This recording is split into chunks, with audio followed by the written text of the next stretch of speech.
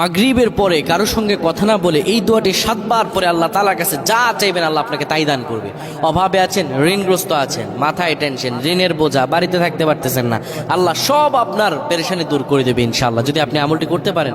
আমল মানুষের জীবন বদলিয়ে দেয়, আমল মানুষের জীবনকে পরিবর্তন করে দেয়। আল্লাহ তাআলা আপনার সব দোয়া কবুল করে নেবেন ইনশাআল্লাহ।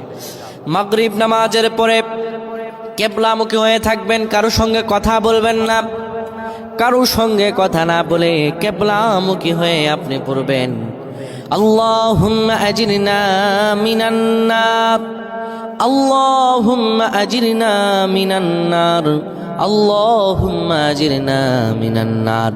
যদি এটি আপনি মাগরিব নামাজের পরে কারো সঙ্গে কথা না বলে পড়ে 7 বার পরে 2টি হাত তুলে আল্লাহর কাছে দোয়া করেন, আল্লাহ জাহান্নামের আগুন থেকেও বাঁচাবেন এবং আল্লাহ আপনার সব দোয়াগুলো কবুল আর মঞ্জুর করে নেবেন। আল্লাহুম্মা আমিন।